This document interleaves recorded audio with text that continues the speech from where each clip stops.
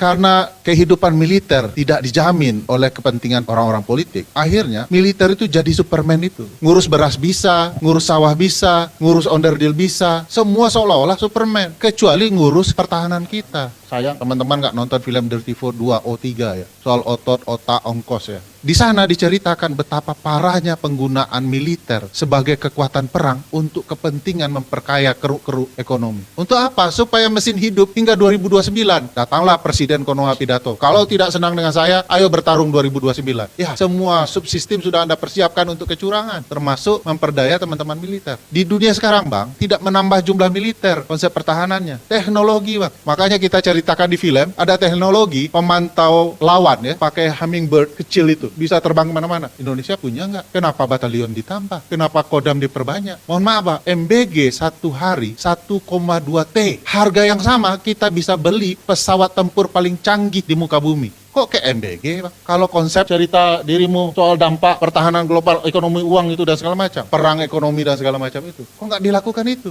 Nah sekarang targetnya Kodam di 34 provinsi, menambah jumlah batalion, menambah jumlah orang. Sementara orang sedang tinggal pencet, kota Bandung bisa lautan api berikutnya. Apa yang kita punya? Lawan Malaysia, Singapura, kira-kira teman-teman yakin Indonesia bisa menang? Mengandalkan jumlah yang banyak dan perang gerilya ke hutan-hutan lagi. Hutan-hutannya sudah ditebang. Militer kita ini militer beneran atau memang Superman yang dirimu ceritakan itu? Semua akan jadi Teddy pada waktunya. Jadi bagi saya, ini merusak militer juga. Yang militer sendiri tidak sadari. Apalagi kalau ditargetkan sebagai mesin politik 2029, celaka 12 militer kita. Menghina sebenarnya jiwa korsa militer. Ngurus MBG itu sudah menghina militer sih sebenarnya.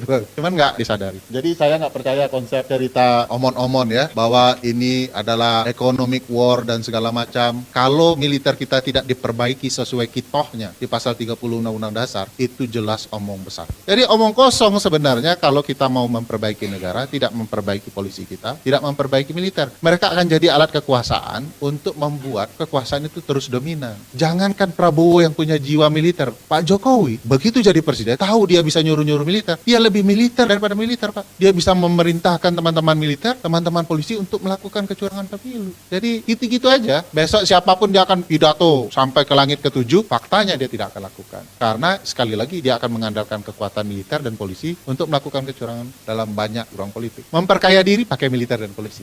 Bisnis tambang pakai militer dan polisi. Kemarin tentara khusus itu Bang, datang ke lubang tambang kayak mau menyerang musuh ya, luar biasa. Intinya cuma untuk memastikan uang bisa disita. Makanya Pak Presiden suka pamer hal-hal yang tidak perlu. 11 triliun di belakangnya untuk apa dipamerkan? Kalau ternyata bencana Aceh tidak selesai, orang miskin masih banyak, ngurus MBG tidak becus. Sudahlah ya.